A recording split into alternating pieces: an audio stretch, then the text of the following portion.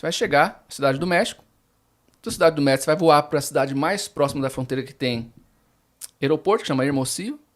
E de lá, atravessa. Atravessar como? Caminhão ou andando? Andando. Tá. 2 dias você está dentro dos Estados Unidos. Essa era a conversa. Fácil. Fácil. Tranquilo. Quando a gente chega na Cidade do México, eu tive um choque muito forte, porque eu estava num lugar estranho, muito feio. A Cidade do México, o lugar que a gente ficou lá era muito feio. E eu me dei um desespero. Enfim, tudo no México aconteceu ao avesso. Nada do que foi planejado foi. O que aconteceu, nós ficamos lá... Me descreve essa passagem do México aí. A Cidade do México, a gente era para ir para Hermosillo, que é a cidade do aeroporto mais próximo da fronteira. Nós acabamos indo para outra cidade para encontrar... De ônibus, encontrar o coiote. E aí, a gente foi para essa cidade, 4 horas de ônibus, lugares muito feios. Era meio que... Periferia da periferia. Cena de guerra, assim, cidades muito feias. E chega lá, o cara parece que descobriu naquela hora que nós éramos brasileiros. Não, que eu não passo brasileiro não, que não dá problema, que não quero. E a gente, como assim? Tava tudo combinado, já passamos sinal, mas não falava que vocês eram brasileiros. E aí nós ficamos sem saber ali, acabamos que naquele lugar ali, naquela cidadezinha, naquela hotel, nós fomos para um hotel. Ficamos uma noite nesse hotel, sem saber de nada. No outro dia vem um cara lá para as 3 da tarde, traz uns hambúrguerzinhos.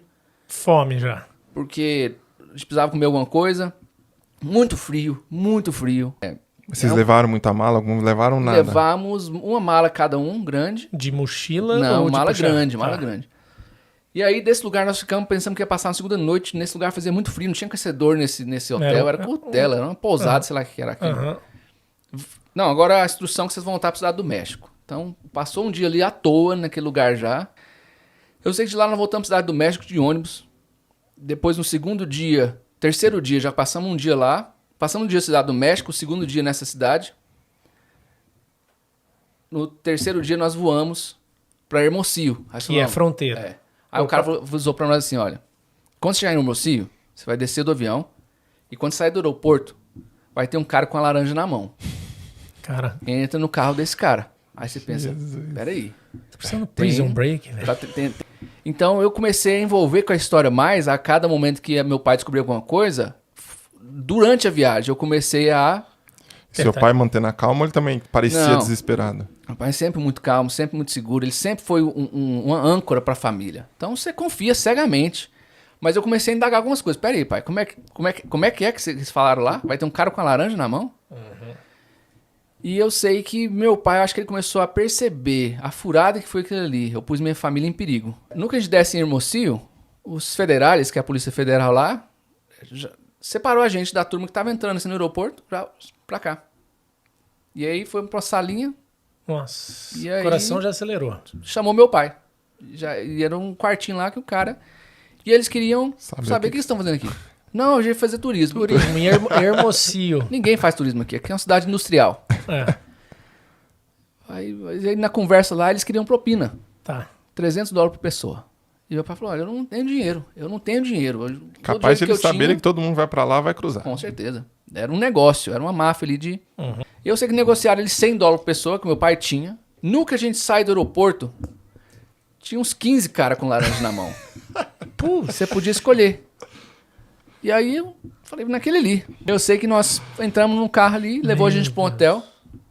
E aí tava conversado com esse cara já. Quem que é o ponto de contato de vocês? Quando a gente falou o nome do cara, o coiote, que não queria passar a gente, ele já sabia. Tá no grupo de tal pessoa. Levou a gente pro hotelzinho. Falou, olha, amanhã eu vou vir por vocês. Nesse quartinho de hotel, ele falou assim, vou buscar vocês amanhã de manhã e vou bater na porta de jeito. Aí você sabe que é eu. Se não fosse ensinar pra ninguém, você fala, cara... Pô, e não era como assim, nada cara? muito diferente, né? Como que Não, mas tinha uma pausa no meio. Tá. Era 4 batidas com uma pausa. Voltar atrás não era uma opção. Voltar pra quê? Não tinha o que voltar. Vendeu tudo, o dinheiro que tinha no Brasil era pra pagar o coiote. Então a gente ficou esperando ali. Nessa noite eu apaguei de cansaço, de exaustão, de você ficar tão preocupado. Não, na manhã, né? Ele veio na manhã. Veio lá. Fez bateu a batidinha. trouxe um sanduíche pra nós com guacamole. Pão e guacamole. Então você estava no México de verdade. Mas não é o guacamole que a gente conhece aqui, não. Era tinha um trem tomate e ruim. cebola. Era um trem muito ruim. Era verde. Tá Então a gente achava que era guacamole, mas podia ser outra No coisa. meio da... E aí o cara buscou a gente. E a gente pensava, a hora que a gente entrava no carro, quando a gente entrou no carro no aeroporto do Cara da Laranja, a gente pensou, vamos atravessar agora. Mas não Você era. nem sabia que ia dormir aquela noite Não ainda sabia. no hotel. Toda hora que a gente entrava num carro, a gente pensava, vai ser agora. E todo mundo já, adrenalina, vamos passar. Então a gente entrou no carro, andou um bocado, teve o pit stop lá do checkpoint, que teve os federais, pediram propina, pagou a propina de novo. Negociou, pagou. Dirigimos o dia inteiro, e era muito surrada a estrada, era penhasco, e carro correndo muito rápido, assim, enfim. Andamos o dia inteiro, a noite inteira, de madrugada a gente chega numa curtela. E aí nós chegamos num lugar que eles falaram assim, olha, parando lá na frente, você desce e entra rápido. E era um bar, era um boteco. Mas aqui, pode entrar lá no fundo. E aí nós passamos pelo bar rapidinho, e lá no fundo era tipo uma pousada, uns quartinhos. Chega num quartinho lá, um monte de mexicano sentado assim, nesse quarto, e eu fiquei dentro. Enfim, toda essa embromação, depois nós ficamos sabendo que era porque nós éramos brasileiros. E quando o coiote é pego com mexicanos atravessando, ninguém é coiote. Quem que é o coiote da turma? Ninguém, tá. todo mundo mexicano. Ah, entendi. Entendeu? O coiote, se identificado, ele é preso nos Estados Unidos. Ele não é extraditado. Todo o resto do povo é extraditado. O coiote não. E agora, se ele é pego com um grupo de estrangeiro, quem é o coiote? É o mexicano. Com certeza. Ah. Então, o que eles estavam fazendo? Eles estavam tentando agrupar a gente com uma turma de mexicanos para passar junto. Só que os mexicanos, eles são tudo ou pai de família sozinho ou uns jovens que estavam nos Estados Unidos. Não é família. Uhum. Então, os caras são mais rápidos para andar. Se precisar correr, eles correm mais rápido. Entendeu? Então, os mexicanos não queriam atravessar com outro povo, ainda mais família. Então, tinha esse impasse. E aí, então, finalmente chegou um outro cara lá que a gente nunca tinha visto. Olha, vocês vão para outra cidade, Cananéias. E a cidade que nós estávamos chamava Águas Pretas. Depois você olhar no Google Maps, você vai ver que ela é do lado da fronteira. Uhum. Vocês vão para a cidade pousar chamada Cananés. Aliás, falou para nós o nome não, mas depois nós descobrimos. E então veio um táxi velho, pegou a gente, e nesse momento ele fala assim, olha, todo mundo solta as malas aí que trouxeram, é uma mochila para cada, e só. Fomos para essa cidade chamada Canané, para dormir lá. Esse lugar não tinha lugar pra gente ficar. E aí chegamos lá, outro hotel. E quando eu falo hotel, não é hotel. É um espelunca. Espelunca você sabe. Espelunca eu sei. E aí dormimos lá e a gente pensava, é amanhã. Isso era o 5º dia. Caramba. É amanhã. E aí, nada. Amanhece o dia, um cara vem por nós. E aí põe a gente dentro de um carro. Sem falar nada. Só que dessa vez tinha água. Aqueles trenzinhos de água. E aí a gente pensava, é agora. Depois a gente dentro desse carro e começou a correr no meio de uma estrada de chão. E corria, a gente pensando, era agora. E de repente ele fala, para, desce do carro e pula naquela vala ali. A gente, louca assim, e a gente pula numa vala que tinha do lado assim, ele abre o capô do carro, fingindo que tá mexendo em alguma coisa, passa outro carro correndo. Aí esse carro passa, ele fala pra voltar, eu pensei que eram os federais. A gente anda um bocado mais, e aí para debaixo de uma ponte de trem. Ele falou, desce aí e alguém vai vir por vocês mais tarde. E a gente, caramba. Já tinha deixado a será que mala, nós não estamos devia nos Estados ter, Unidos? não devia ter Não, muita tava roupa. com mala mais, só Só tava mochila. com uma Só mochila. mochila. Aí essa água. E a gente pensava, será que nós estamos nos Estados Unidos já? Já nós atravessamos, agora estamos esperando um outro carro vir? E foi passando o dia. E não tinha ficado nenhum outro mexicano com você? Não, nesse momento não. Só Só tava vocês, sua Só família. a família. E a gente ali, quando era dia e tinha sol, era de boa ficar. Você até ficava com calor, mas quando começava a anoitecer, e começou a anoitecer, e a gente ficava, nós estamos aqui no meio do mato, como assim? E de repente, a gente viu um cara assoviando no meio do mato, falando, venha, venha. Chamando a gente em espanhol lá, assoviando e chamando, e a gente pegou os trem e saiu correndo. E ele deu uma piscada com o farol do carro assim, e chamou a gente pra entrar nessa van, era uma van. Só que era muito escuro, que eles ligou o farol, a gente pulou dentro dessa van e tinha umas rodas lá dentro, eu bati a coxa, doeu pra caramba. E aí saiu correndo com a gente de novo, Sem falar nada. sem falar nada. De repente ele para na frente de uma casa e fala, desce, desce, desce, desce, desce. Meu Jesus. E uma casa muito engraçada, que ela não tinha teto, ela parecia uma ruína mesmo, não Achei tinha que você ia janela. cantar a música. E falou assim, depois alguém vai vir por vocês. Caramba, velho. E já tava escuro, já tava frio, e a gente numa casa que não tinha Vocês jeito nem de tinham fechar. comido direito. Vocês Nada. estavam com fome, Morrendo mas de meio fome. fraco já, Morrendo né? de fome. Eu sei que passamos a noite ali, sentado, deitado no chão naquela casa. Amanheceu o dia, e a gente viu a casa. Ele falou assim, o cara que deixou a gente falou assim, não chega perto da janela. Amanheceu o dia e a gente viu a casa. Ele falou assim, o cara que deixou a gente falou assim, não chega perto da janela. E aí eu sei que amanheceu o dia e a gente viu a parede toda escrita de nome, de gente que teve por lá. E aí você vê os nomes, o pessoal, o brasileiro escrevendo as coisas lá, você pensa, ó, não sou o único louco que estamos nessa... Uhum. Eu sei que passamos esse dia nessa casa, trouxeram o sanduíche lá com guacamole. E então esse era o 5º dia, porque tinha que ter mais um. A gente dormiu nessa casa, só que nessa segunda noite chegou uns mexicanos, 5 mexicanos. E a gente pensou, é agora que não vamos atravessar. Mas não. A gente tentou pegar a informação dele, mas ele sabia menos que nós. Tinha cama pra dormir? Não. Chão? Tinha um colchão molhado num canto assim, não dava pra fazer nada com ele. E aí a gente... Eu falei, meu pai, não vou passar outra noite aqui nesse frio, não, vamos fazer uma fogueira. Um dos caras lá tinha um isqueiro, começamos a arrumar uns papéis que estavam pela casa, assim, arrumar uns galhos e fizemos um fogo. E aí ficamos sentados ali do fogo, esperando alguma coisa. Pensa, vamos passar a noite aqui, pelo menos parece mais quentinho. Só que nessa noite chegou uns caras lá e falou, olha, nós vamos atravessar outra currutela. 5, 6 casas no meio do nada, imagina isso, no deserto. E aí nós vamos passar pela outra casa ali, nós vamos andar rápido em fileira, ninguém faz barulho. Você fala, cara, nós estamos nos Estados Unidos já, não tem lógica. Mas aí nós fizemos isso, entramos em outra casa, e essa casa morava gente, então ela era isolada, assim, termicamente, era mais quentinho lá dentro. E aí, vamos passar a noite aqui. Passaram, aí deram uma sopa de feijão pra gente, primeira vez que nós comemos uma coisa diferente lá. E fomos dormir, tudo numa cama que eles providenciaram pra nós lá, de solteiro, então nós dormimos tudo atravessado. Mas dormimos essa noite também muito exausto, porque a noite passada no frio você não dormiu nada. Uhum. Eu sei que próximo dia eles deram uma refeição para nós logo de manhã e falou, nós vamos entrar no caminhão e quando chegar na cerca nós vamos começar a caminhada. Você fala, pronto, finalmente, ninguém aguentava mais. Vamos começar a caminhada, finalmente. Isso era o dia 6.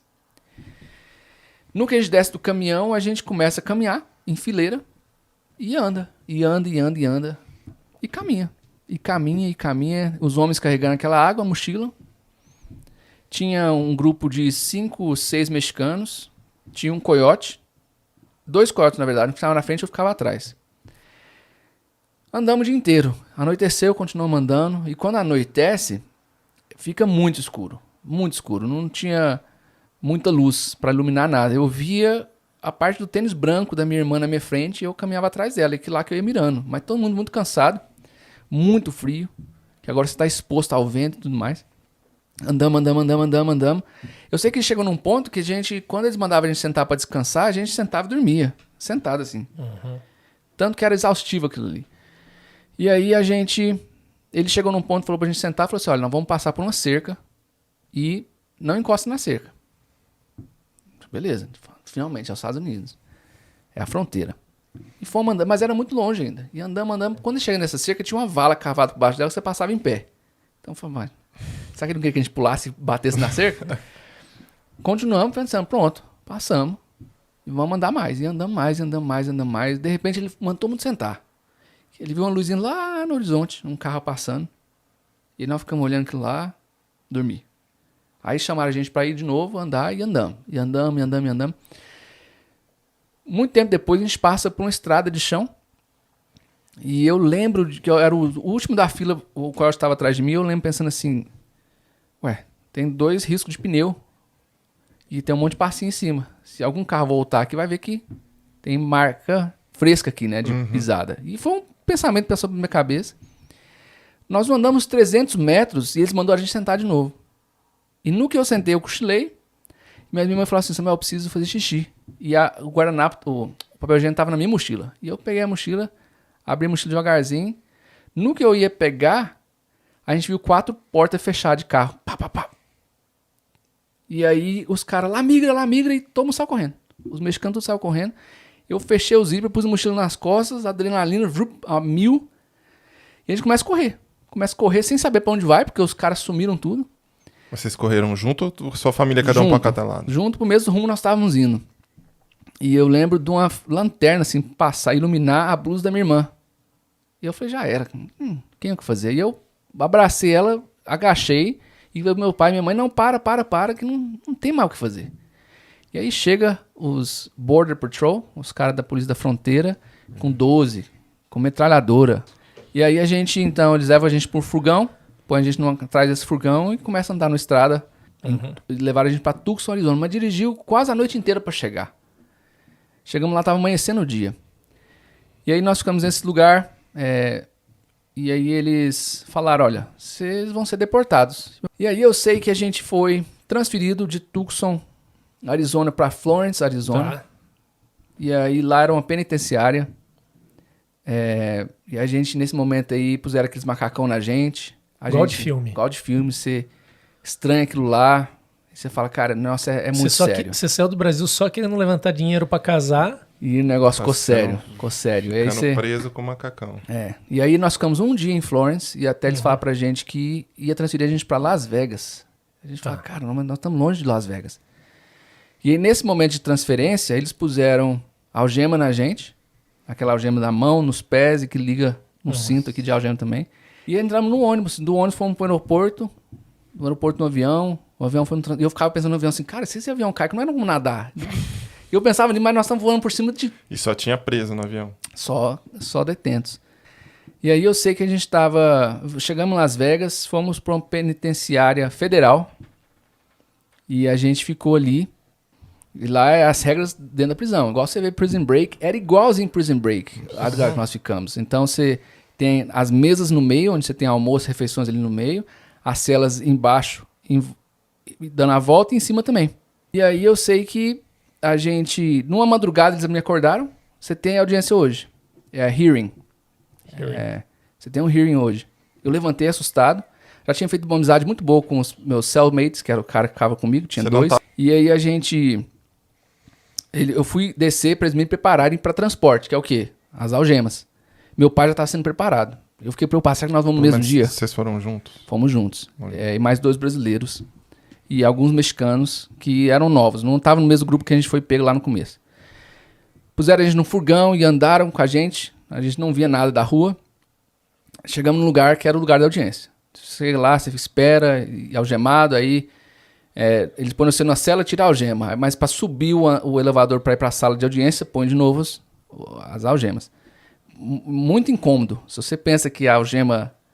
Você vê no filme, eu nunca imaginava que doía tanto. É muito incômodo, assim, fica doendo muito mesmo. Por isso, quando tira, a galera no filme fica... Já. Dói pra caramba. Ainda mais quando você tá no tornozelo também. E aí, chega o cara, all rise, todo mundo fica em pé, um policial assim, falando. Entra uma menina que fica naquela maquininha. Entra depois o promotor e senta numa mesa direita. E depois entra o juiz. Aí, ó, quando ele senta, que o pessoal senta também. Aí começa um processo lá tinha uns gravadorzinhos assim, falava no microfone, falava um monte de coisa de técnico e número tal, de protocolo tal, e pega aí fulano de tal. Aí chamavam a pessoa levantava o banquinho e sentava. E eu sei que processo assim, cara, totalmente pessoal, o juiz não olhava pra ninguém, só processual. A pessoa não falava nada e eu, intimidado com aquilo, pensando, pronto, não tem o que fazer. Aí o policial trouxe de volta, ele rebiscou lá, falou, olha... eu tô diminuindo a fiança de vocês. E aconteceu isso. Enfim, nós fomos liberados em 2 dias. Era dia 27 de fevereiro, quando a gente foi liberado lá em Las Vegas ainda. Lá em Las Vegas. Pegamos ônibus para Dallas. E aí ali ficamos... Eu fiquei por 5 meses até eu entender se meu tempo aqui era para cumprir isso. Ele tinha te dado quantos? 6 meses. 6 meses para vocês ficarem nos Estados Unidos. Exato.